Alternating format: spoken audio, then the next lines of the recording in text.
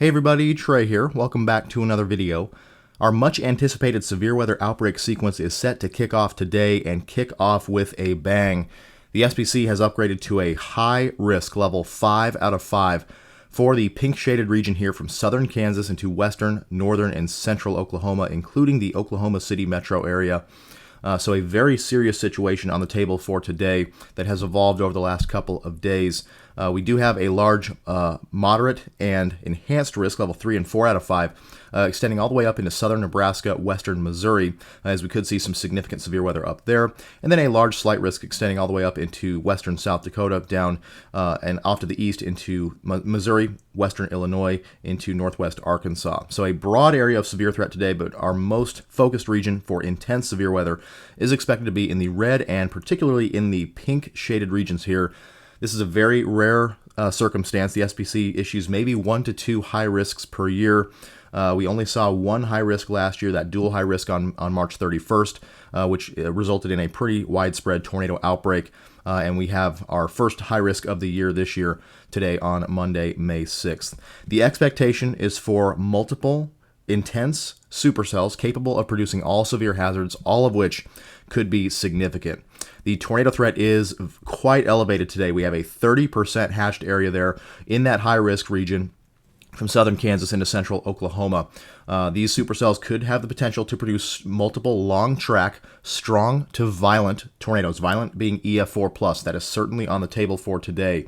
So we could see several long-track, intense to violent tornadoes across this corridor today, particularly in the pink stippled region you see there. Also, we have a 15 and 10% hatched area that extends all the way up to the Kansas-Nebraska border. So we could see some strong tornadoes as far north as the Kansas-Nebraska border and eastward to the Oklahoma, Arkansas, and Oklahoma, Missouri borders there.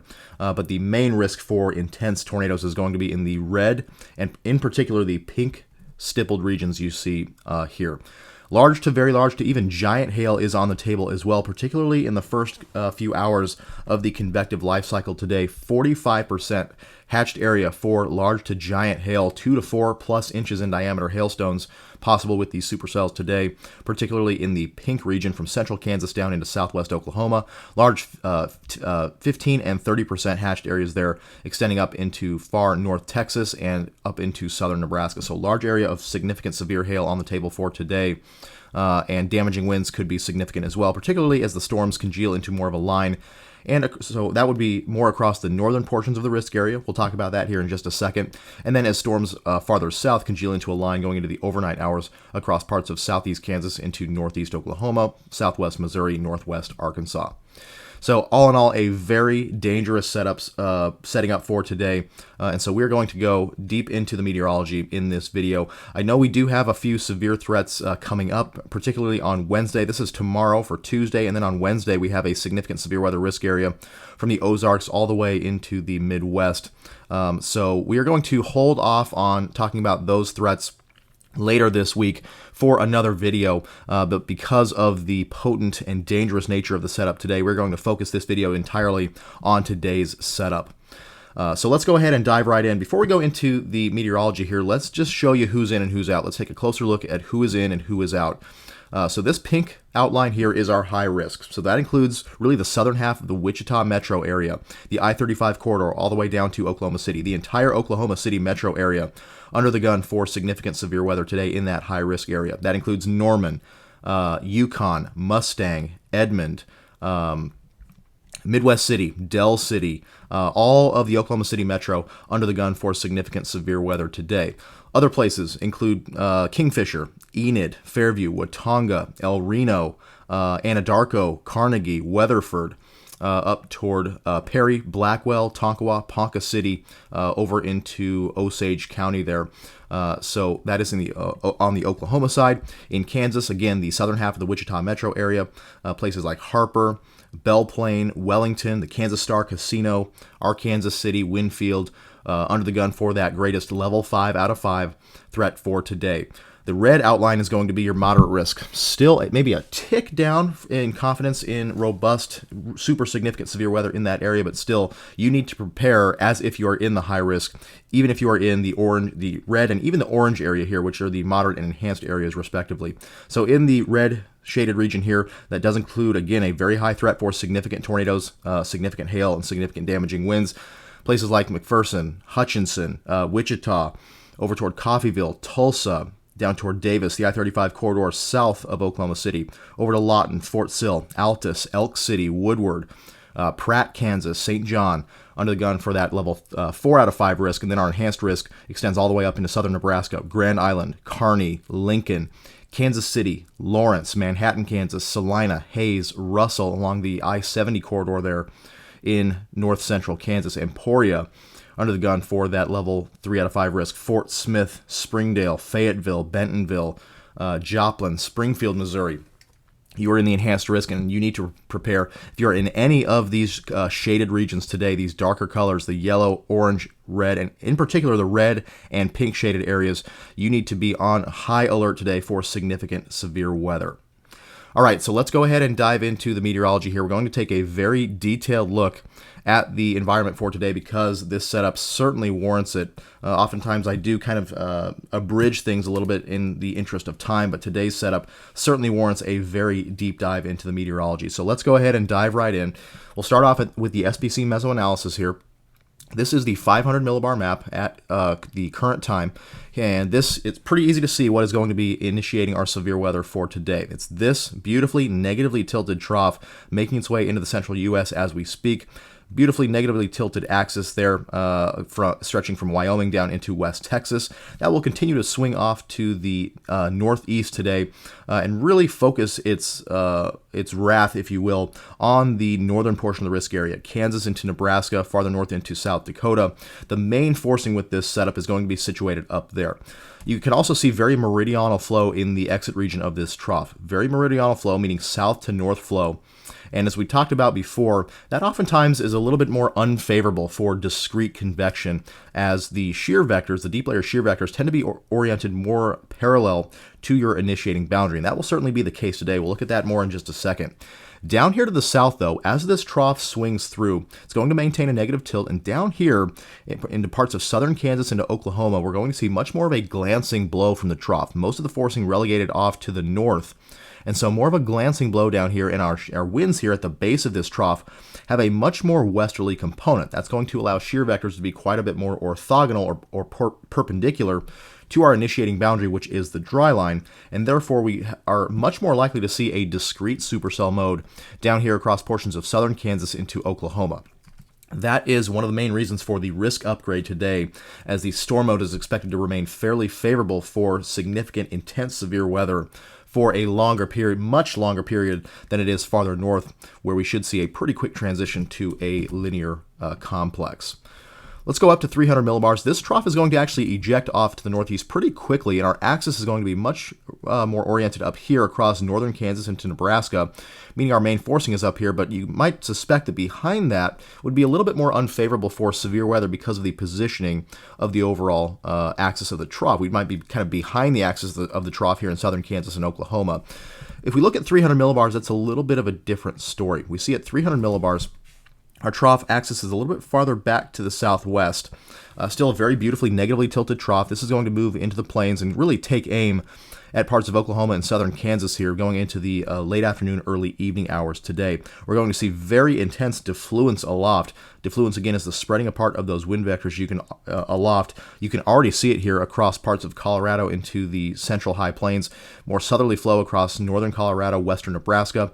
Much more westerly component to the flow down here across Oklahoma and the Texas Panhandle. That is going to slowly make its way into the central and southern plains today, providing ample, large-scale forcing for ascent and rising motion as, again, we get that void aloft. Mother Nature doesn't like that void, so it tries to bring air up from below to fill that void, and that's how we get large-scale rising motion in these setups, and that's going to be really overspreading the region in full starting by early to late afternoon today. Going down to 700 millibars, looking for any more confined, more detailed short waves here. And we do see a couple of little short waves here. The main short wave probably located up in here across parts of Colorado into Wyoming. That will continue to swing through today, provide some forcing for ascent as well ahead of it across Nebraska and Kansas. You can tell already a lot of forcing here across northern portions of the risk area. That coupled with the more boundary parallel deep layer shear vectors going to create a bit of a messy situation from probably central Kansas northward into Nebraska and possibly South Dakota. Down here to the south, we see another little shortwave possibly rotating through the flow. That is going to make its way off to the east as well, toward the Texas Panhandle by late this afternoon to early evening, and perhaps help initiate storms in a more subtle manner, with a little bit more subtle forcing across parts of southern Kansas into Oklahoma. So again, a lot less forcing down here across southern Kansas into Oklahoma.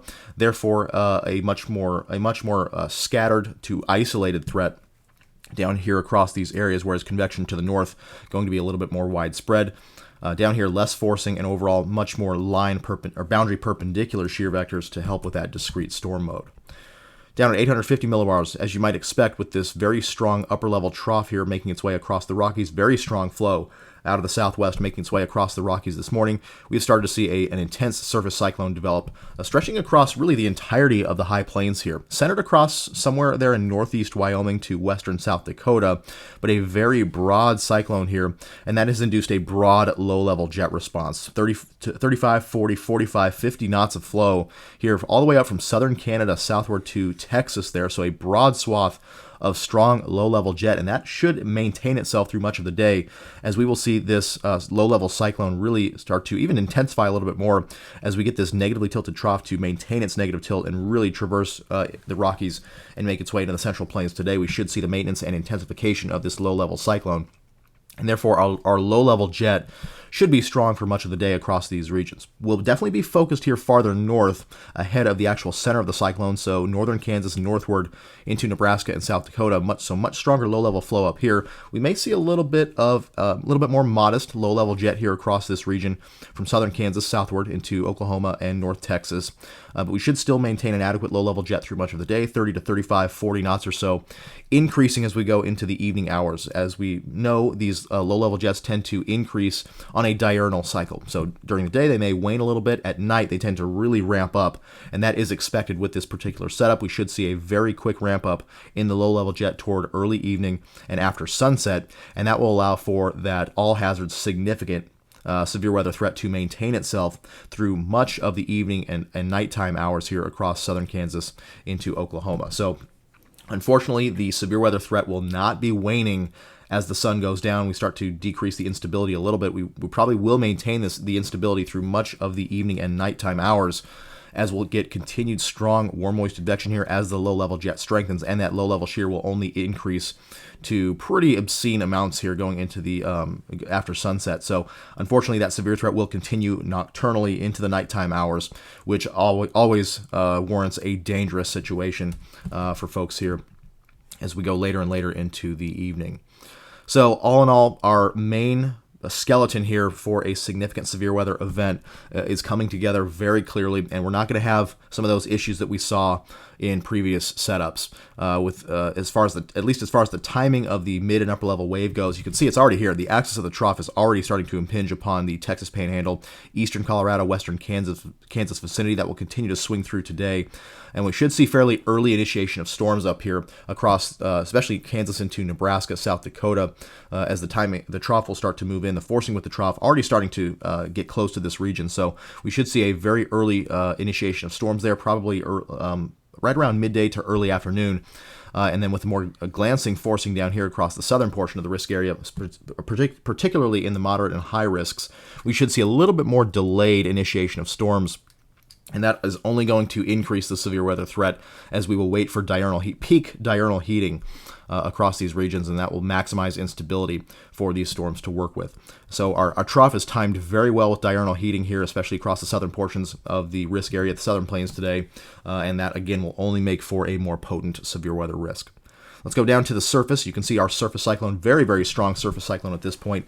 SPC mesoanalysis indicating a sub 990 millibar low here, centered across that Nebraska-Wyoming border region. Very strung out low, but still a very intense low. Oftentimes we talk about a banana low where it's kind of just strung out like that. We've talked about that a lot this year. That is not the case. Even though this low is very, very broad in its spatial extent, still very tightly wound here. 988 millibar low there, as according to the SPC mesoanalysis, and a very tight circulation around that surface low. We're starting to see those boundaries develop as well. Likely our cold front stretching down here across eastern New Mexico into eastern Colorado. Dry line likely going to develop out ahead of that today. Already is developing out ahead of that as we speak. So we'll see our dry line up here into probably the Texas-Oklahoma border region, in the Texas Panhandle, western Oklahoma border region, up into western Kansas, and that will be our initiating boundary for severe storms, feeding all the way up into the surface low, eventually up into Nebraska and even southern South Dakota, where there is a severe risk up there today. So very tight surface low, and that is only going to maintain and probably intensify a little bit as we go into the afternoon hours today. So all in all, a very potent look for significant severe weather today. In a widespread region, but particularly down here across Kansas into Oklahoma. Let's take a look at our raw surface data here. This is our current surface map. We'll start off with our southern plains sector here, and you can see rich moisture is quickly making its way north as those surface winds strengthen ahead of that surface low. You can see surface winds 10 to 20 knots here out of the south or south-southeast across Oklahoma into Kansas, really helping to pump that low-level moisture northward. We did not see a full sweeping of the moisture after our last severe weather outbreak sequence last week. And so that moisture has just kind of been sitting there across Texas into Oklahoma for the last couple of days, and that will continue to make its way northward and make it much easier to get robust moisture farther north in this particular setup. And so, again, a lot of setups this year, we've been struggling to get robust moisture northward in time for these severe weather events. Not for today, as we already have 70s dew points up into southern Oklahoma here, North Texas, southern Oklahoma, and that will continue to rapidly advect northward with the strengthening surface low here. You can see where our dry line is out here across far eastern Colorado into the far western Oklahoma Panhandle, western New Mexico here. Looks to be something like this, a little bit of a wavy dry line here out across these regions. So actually that may be our dry line there that we talked about in our surface map. That could be kind of a composite dry line boundary, frontal boundary there. Cold front may be still in the process of developing back here to the west. But our dry line is going to be for sure our main initiating boundary for convection today in this particular setup. The dry line is there, going to mix east today a little bit, and again set up somewhere here in the eastern Texas Panhandle, western Oklahoma border vicinity up into western Kansas, western Nebraska, and that again will be our initiating boundary for storms. We'll have plenty of moisture out east of it. We should see strong convergence along the dry line. We already are starting to see pretty strong convergence along the dry line. Deep moisture here, deep southwesterly winds here out across New Mexico into Colorado with much more southerly flow or southeasterly flow out ahead of that. So strong convergence along the dry line should maintain itself throughout the day. And our dry line circulation should be pretty deep, should be very much deep enough to initiate at least isolated storms here across southern Kansas into central Oklahoma. Farther to the north here, let's take a look at our Central Plains sector. You can see exactly where that surface low is located, at least the center of that surface low. You can see the cyclonic flow around that surface low, centered up here in that Wyoming-Nebraska border region. Very strong flow out ahead of that, starting to develop our typical features with our surface low. Warm front, a little bit difficult to ascertain at the moment. Perhaps somewhere down in this vicinity right here, you see a little bit of a temperature gradient, slight wind shift there. That will shift northward with time. And then our dry line back in here across far eastern Colorado down into eastern New Mexico. So that warm sector will continue to surge northward here as the surface low ejects off to the northeast slowly today. And we should have a narrowing warm sector with northward extent and a very broad warm sector down here. Another reason why this severe threat today is expected to be a very long duration threat. We will have plenty of real estate in a spatial sense for these storms to work with as far as the spatial extent of the most favorable ingredients for severe weather, especially with southern extent, will be a very wide corridor of warm sector to work with. So all in all, we can already see things are very much shaping up to be a pretty significant setup here, especially across that southern plains area. Some soundings from this morning. Let's take a look particularly at the Fort Worth sounding, as this is sampling the warm sector that is making its way northward. The Norman sounding a little bit north of that best moisture as it was at 12Z, 7 a.m. this morning. But down here at Fort Worth, well within the warm sector, you can see 72 over 70 here at 7 a.m. That is very juicy, low level, very juicy surface characteristics there. And that moisture extends well up into the atmosphere. Very deep moist layer here, up to about 800 millibars or so. One of the other things we've been struggling with this year is fairly shallow moisture, lots of dry air aloft. That is not the case today as well. A lot of these failure modes we've been seeing with previous events are not in play today, which is making it a pretty dangerous setup here and increasing the likelihood for robust, intense, severe weather later on today. But here's our Fort Worth, the moist layer at Fort Worth, very, very deep. You can see the red and the green profiles there extending up very close to each other, up to about 800 millibars beneath a little bit of a capping inversion. Not very strong capping, so we should see that kind of... that might be something to keep an eye on today. We should see with a little bit less forcing here and at least muted surface heating for now. We see quite a bit of cloud cover across these regions, Kansas and Oklahoma. We'll see how long that persists, but that will help hold things off into the afternoon for these areas and create a much more volatile environment as we wait for peak heating for those storms to go.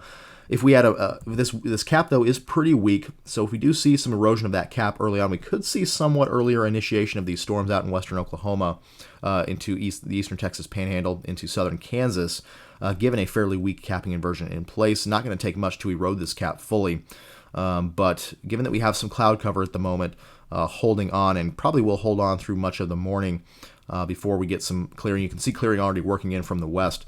Once we get that to go, we should see a quick erosion of the caps, plus the forcing from the trough coming in. Should be able to erode that cap by probably early to mid-afternoon, which is when we should see storm initiation across these regions. So all in all, a very loaded gun type sounding here. Plenty of elevated instability already, over about 1,800 joules per kilogram mixed layer CAPE already at 7 a.m. Only expected to grow as we get strong surface heating, some cooling aloft, and steepening of the lapse rates aloft. So we should see probably somewhere in the 2 to 3 plus thousand joules per kilogram range today as we see destabilization through the afternoon in this loaded gun type environment. So all in all, very deep moisture, lots of juice for these storms to work with, and plenty of instability already, only expected to grow and provide ample support for robust updrafts later on this afternoon. Deep layer shear leaves a little bit to be desired at the moment. Sub 30 knots of effective bulk shear. Very small photographs this morning, but again, that is expected to change rapidly this afternoon as we get that stronger flow aloft to make its way in and strengthen the deep layer shear, favorable for rotating updrafts. So our environment is a powder keg today, ready to go. We just need that initiation mechanism, and that should be present northward as that surface low, with the surface low and the main forcing from the trough. Storms will initiate first farther north across northern Kansas, Nebraska, South Dakota, and then we'll see a little bit later initiation farther south, but with weak capping and expected erosion of the cap through heating and arrival of the trough. We'll probably see initiation by mid-afternoon across southern Kansas into Oklahoma in a much more isolated capacity. Let's go now to some model data. We're going to go to our 12Z NAM run from this morning, hot off the press as we speak, just to give you an idea of how things are going to progress today. So here we are at 500 millibars. Here's our trough. Just a beautiful textbook-looking trough here, negatively tilted trough making its way into the central U.S. Strong jet streak rounding the base of that trough means we have a very mature trough at the moment. This strong negatively tilted trough jet streak rounding the base of the trough has initiated that very strong low-level response with that surface low deepening rapidly across the central to northern high plains. We're going to see that 500 millibar trough swing through, make its way off to the east today, and by 4 p.m. or so, the trough axis is going to be somewhere in here. So we do see that trough kind of swinging through. We may start to be a little bit more on the backside of this trough. If we were to draw out our jet streak here, looks something like this. And if we were to split it up kind of into that 4 quadrants, we'd kind of be in the right entrance region of the trough down here across southern portions of the risk area. That is, again, a favored quadrant for rising motion in these these jet streak setups, as is our left exit region. Left exit region dynamics going to be well in place over that Kansas-Nebraska corridor for plenty of forcing up there, plenty of rising motion in that particular environment. But out ahead of that axis is going to be our main area of forcing, and so strong forcing here going to initiate a lot of storms farther to the north, less forcing farther south. You can see that glancing blow here. Here's 4 p.m., 7 p.m., just kind of getting that glancing blow here across the Kansas-Oklahoma region on the southern southeast flank of that jet streak before it kind of finally moves in here in the overnight hours and really gets strong flow aloft to impinge upon the region. But a very textbook evolution for this trough, going to maintain that negative tilt as it moves into the central and northern plains today. And all in all, a very textbook ejection of the trough here force a severe weather outbreak. Up here at 250 millibars, up in our upper levels of the atmosphere, you'll see what I was talking about earlier. We go into 21Z, and this is just an absolutely classic setup for significant severe weather here. Again, you see meridional flow aloft, farther to the north, going to mean a little bit more boundary parallel flow, deep layer shear vectors up to the north, but down here to the south, much more westerly component to the flow aloft, and just beautiful divergence or defluence aloft. You see over Kansas there, much more northerly, southerly flow, whereas we have over the Red River region here, almost due westerly flow. So ample defluence aloft overspreading these regions, leading to plenty of broad-scale, large-scale rising motion for ascent over a broad region, going to allow for, again, a broad region of severe storms.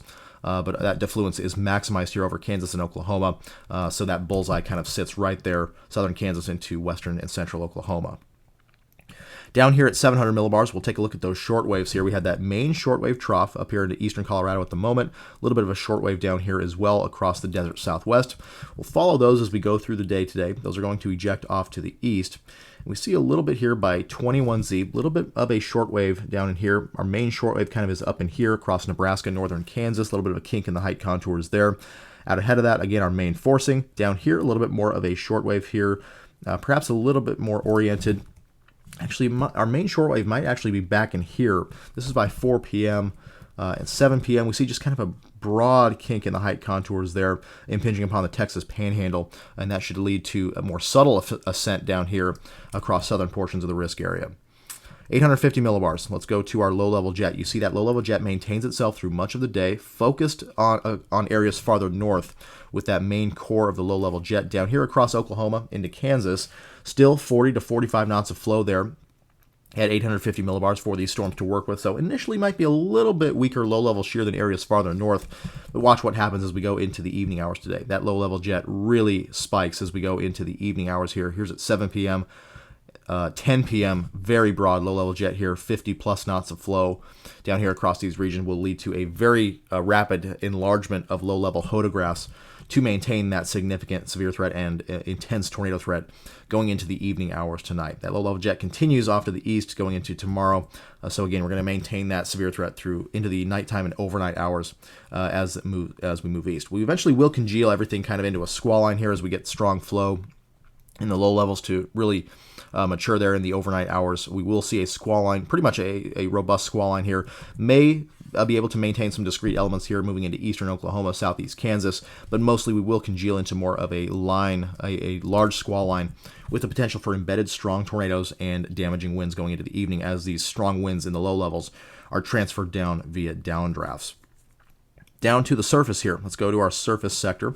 So here's our surface low as it was initialized on the NAM this morning. Nebraska-Wyoming border region going to move ever so slowly off to the north-northeast today.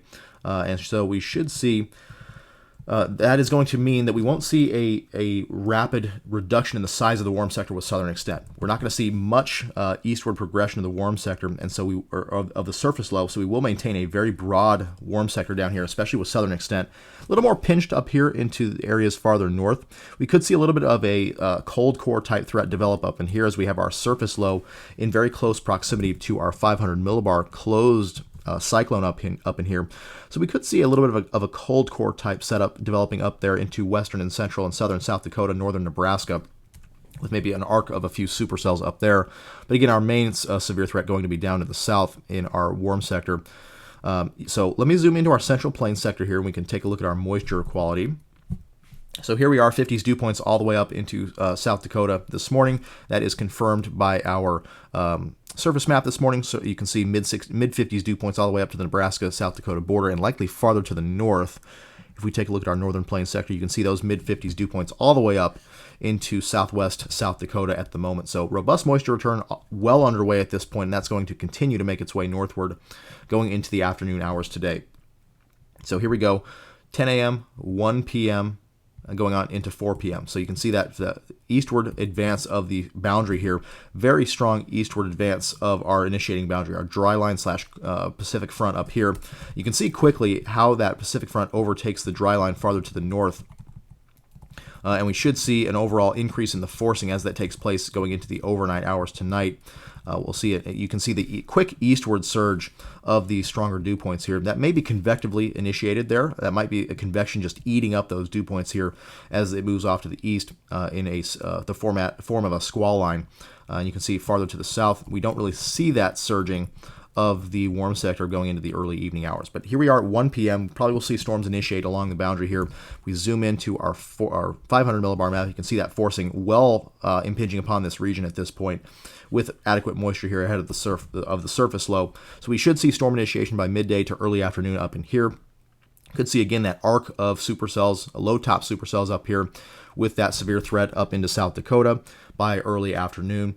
Will be a low-end severe threat, but still will be a severe threat nonetheless. Potential for a low-end potential for all severe hazards. Strong low-level instability, enough pretty decent deep layer instability as well. 1,400 joules per kilogram mixed layer CAPE, with likely very strong surface spin there near those boundaries, near the surface low, that can be effectively stretched into the vertical to aid in tornadogenesis up there and help these storms organize into supercells up there in that South Dakota vicinity. But down to the south is where we're focused, as we know. Let me stay on our Central Plains sector here. So we go to 4 p.m. That dry line has mixed east to the west central Kansas, down to the Texas-Oklahoma border there, and that will be kind of our initiation point for storms down here in this environment. Again, we'll see a lot of storms up here, probably central Kansas northward. Down here, perhaps a little bit of capping hanging on longer, and a little bit less forcing for much more isolated development down here across southern Kansas into western Oklahoma. Take a couple soundings here, southern Oklahoma into southern Kansas into western Oklahoma, kind of the I-40 corridor there east of Elk City. So here we are, southern Kansas, 21Z, 4 p.m., and this is an extremely favorable environment for all severe hazards. Perhaps initially a large hail threat, as low-level shear is a little bit on the weaker side here. Still plenty of curvature there to support an early tornado threat there across southern Kansas, with some of that low-level jet approaching 40 knots. But robust instability, to say the least. Upwards of 4,000 joules per kilogram mixed layer CAPE, 78 over 67 at the surface. I suspect we'll get temperatures at the surface into the 80s today. Robust low-level instability in excess of 200 joules per kilogram, 0 to 3 kilometer CAPE, to really aid in low-level updrafts. We've had some issues with weak low-level lapse rates, weak low-level instability this year with some of these setups, some of these big setups. Not today. That does not appear to be a threat, an issue today, with strong low-level and deep layer instability maintaining robust updrafts and effective tilting and stretching of vorticity or spin into the vertical to aid in tornadogenesis in these supercells. Down to the south, here in Oklahoma, western Oklahoma, a little bit stronger capping maybe holds on here for a little bit longer. 82 over 65, we might see a little bit higher surface temperatures there across western Oklahoma. So initially, very large hail expected to be the main threat, particularly with southern extent. But that is going to change pretty quickly as we go into the evening hours. Here we go. Let's take a sounding from northwest Oklahoma, kind of the Enid area, if you will, and this is when we start to see the environment really become favorable for supercells. Now, this is the NAM probably overdoing the low-level instability, almost 300 joules per kilogram, 0 to 3 kilometer CAPE, but nonetheless, really robust low-level instability expected and deep layer instability as well. And the NAM showing almost 5,000 joules per kilogram mixed layer CAPE here by 7 p.m. across northwest Oklahoma.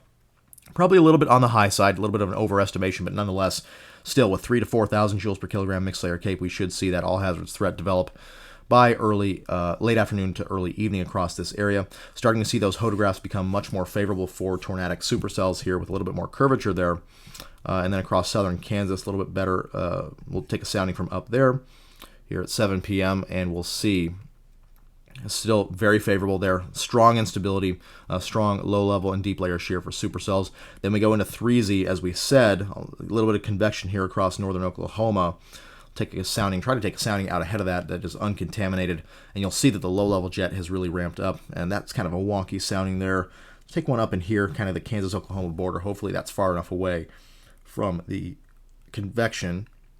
And there you go. That is the reason why this severe threat is expected to maintain itself through well into the evening and nighttime hours today.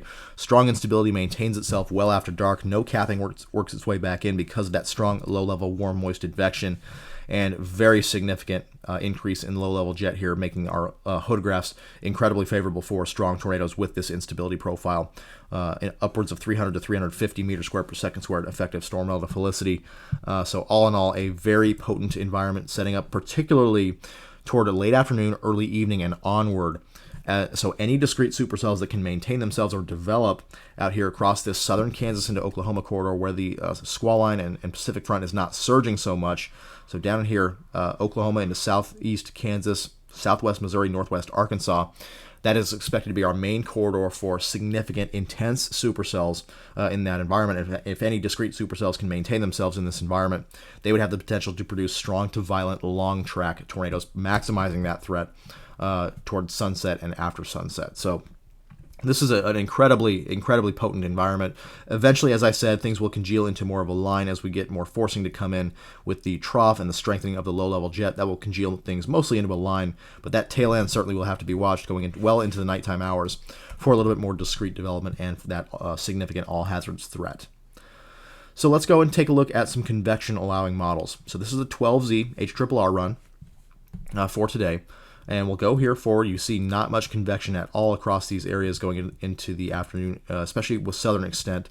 But up here we get early initiation, as we talked about up here across northern Kansas into Nebraska, with that forcing moving in very early on in the day. We'll see storms initially fire in that region, quickly becoming more of a squall line. You can see with such strong forcing, they quickly become a very messy, more linearly organized complex there. And then in southern Oklahoma, southern Kansas to Oklahoma, we start to see much more isolated development closer to 4, 5, 6 p.m. You see much more isolated supercell development down in here from southern Kansas down into western Oklahoma.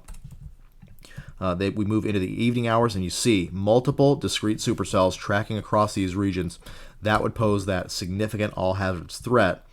As they maintain themselves through the evening. We could see even a few prefrontal supercells here. You see this tends to fire a little bit more on a confluence band out ahead of the main dry line back here.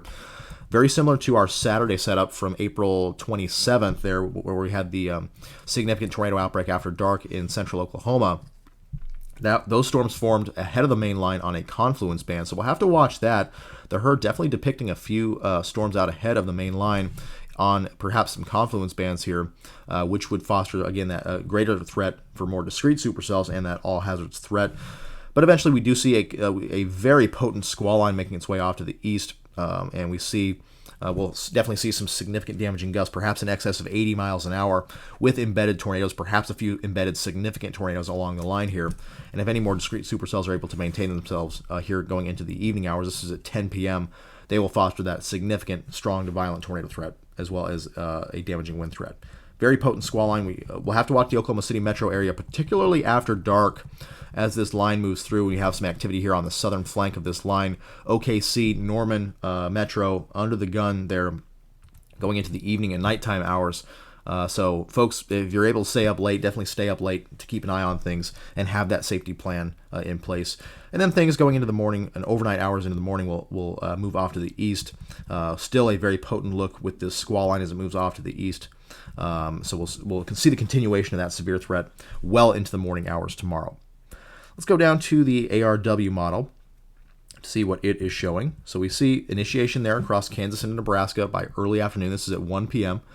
Not much down here to the south until probably 3 to 4 p.m. And we see, this is a very scary look here, multiple discrete supercells, western Oklahoma, making their way off to the northeast and tracking for it quite a long time there. You see these supercells are quite long track, very discrete at the southern end of this complex, tracking through areas just north of the OKC metro to the Kansas border. They will have that greatest significant severe threat. This is at 7 p.m. Significant, probably tornadic supercell ongoing there just north of the OKC metro. Then we go into the evening hours, perhaps some stronger updraft helicity tracks down here on the southern end of the line where that low-level jet is strengthening. of any more discrete activity, again, would have that threat for all significant severe hazards. Then we move through the evening hours, perhaps getting close to the OKC metro there, and then moving off to the east with time going into the morning hours tomorrow morning. We maintain that severe risk with the squall line. NSSL WRF model. Here's the NSSL WRF, again, early initiation there across Kansas into Nebraska, and then just a string of pearls there into Oklahoma, firing a little bit farther south here on this particular model, down into west to southwest Oklahoma, but basically the idea is the same. Robust tornadic supercells here. We do see on this model a couple supercells fire out ahead of the main line there, so we'll have to watch that for sure. And then we see those track off to the east. These are farther south, would be impacting the OKC metro area. OKC is right in there. So that would be a very dangerous situation if this were to come to fruition. Much more discrete development down here. Long track discrete development here into central Oklahoma, going into the evening hours before things kind of line out, going into the overnight hours. We still, on this model, actually kind of maintain some discrete activity on the tail end of the line there for quite a while. So very potent situation here. NSSL WRF model there. We'll take a look at the FV3. I don't like the FV3 so much. It's just a terrible model. Fires way too much convection here, but you see robust development here of discrete intense supercells there in northern Oklahoma, southern Kansas. They're moving into the evening hours with ample activity out ahead of the line. Once again, you see a lot of activity out ahead of the line there, so that will have to be watched for that significant severe threat as well. So that's going to do it for this video. All in all, this is a very dangerous situation that is setting up today, particularly across parts of southern Kansas into western, central, and northern Oklahoma. That is where the SPC has outlined that high risk level 5 out of 5. Again, this is a very rare move from the SPC to pull out the high risk. Again, we see 1 or 2 of these a year maybe. We saw 1 high risk day last year. I don't think we saw any the year before. So this is a very rare high risk issuance from the SPC, and thus it needs to be taken extremely seriously. If you were in the pink shaded region here, so that includes southern Wichita down the I-35 corridor to the entire Oklahoma City metro area. The entirety of the Oklahoma City metro area is in the high risk for today. Oklahoma City places up to the north and northwest, Enid, El Reno, Yukon, up toward Edmond, Blackwell, Tonkawa, Ponca City, and then in southern Kansas, southern Wichita, Belle Plaine, Kansas Star Casino area, Mulvane off toward the areas to the west and off just to the east of southeast of Wichita, under the gun for that level 5 out of 5 risk today in that pink shaded region. Still, even if you are not in the pink shaded region and you're in maybe the yellow, orange, or red, you still need to take this seriously. Doesn't matter what risk category you are in, you need to take this seriously as if you were in the high risk region, because all it takes is one significant severe storm or tornado to come down your street and it's a high risk for you. So folks here in the red, the orange, red, and specifically the pink shaded regions here are under the greatest threat for severe weather. That threat extends all the way up. The enhanced risk extends all the way up into southern Nebraska, western Missouri, parts of Kansas, down into eastern Oklahoma. So Kansas City, Lincoln, Grand Island, Kearney, Nebraska, Lawrence, Manhattan, Kansas, Hayes, Russell, down to Fort Smith, Arkansas, Springfield, Joplin, Missouri, in that enhanced risk for today. Moderate risk there as well, Wichita, down toward Fort Sill, Lawton, areas on the I-35 corridor south of OKC, up to Tulsa, in that moderate risk. But again, the greatest threat is going to be in that pink shaded region, that level 5 out of 5 high risk. The expectation is for multiple intense tornadic supercells producing all severe hazards, perhaps significant, likely significant. That includes the threat for strong to violent tornadoes. You can see here our tornado threat. That strong tornado threat extends up to the Kansas-Nebraska border, but mainly it is focused in the red and particularly the pink stippled regions here within that high risk. The threat for long track, strong to violent EF4 plus tornadoes is on the table for today, and we could see multiple of those tornadoes. Large to very large hail to giant hail on the table for today as well. Specifically in that 45% hatched region there from southern Kansas down into southwest Oklahoma, particularly early on in the convective life cycle. As these supercells fire, they're going to foster that large to giant hail threat before the low-level jet really ramps up by early evening across these regions and the tornado threat takes over. Tornado and damaging wind threat takes over. We could see large hail all the way up from North Texas into southern Nebraska, with large to very large hail expected across that corridor, and then significant damaging winds. These supercells and eventually the intense squall line that is expected to move off to the east in the overnight hours will pack a punch, perhaps 60, 70, 80 plus mile an hour significant straight line wind gusts. So I cannot stress enough how significant this threat is, specifically for folks in the red and especially the pink regions here. That does include, again, the Wichita and Oklahoma City metro areas. So I cannot stress enough how intense this threat is. This is, again, a very rare issuance from the SPC, so this needs to be taken 100% seriously. Please, please heed all warnings today. Have a safety protocol in place. If you live in a mobile home or a pretty susceptible type building or area, have a plan. Just get out now. Head to a friend's house or your parents' house that's maybe a site-built structure. Maybe go to your local community center for the day or something like that, a sturdy shelter where you can take refuge and just stay there for the day, where you can take refuge, a much safer refuge if a severe storm comes your way. Have multiple sources of reliable weather information, weather radios, local news meteorologists, your local NWS office on social media. Have those handy and have multiple ways of receiving warnings. Don't rely on sirens. Have multiple ways of receiving warnings. As today these storms are not going to be messing around. So I don't say any of this to scare anybody. We're going to get through this just fine. The folks here in the central and southern plains have dealt with many of these setups before, but today is the real deal. A lot of these setups previously this year have had lots of failure modes. Today does not appear to be one of those days. It seems to be all cylinders, firing on all cylinders today, going into the afternoon for a significant, long duration, intense severe weather threat that could include the threat for long track, strong to violent tornadoes and giant hail. So just have those safety plans in place and you'll get through this just fine. But definitely be able to heed all those warnings today. And please, if you're chasing today, if you're in these regions, if you live in these regions, please stay safe today as the setup means business. So with that, thanks for watching. Stay safe, and we'll see you in the next video.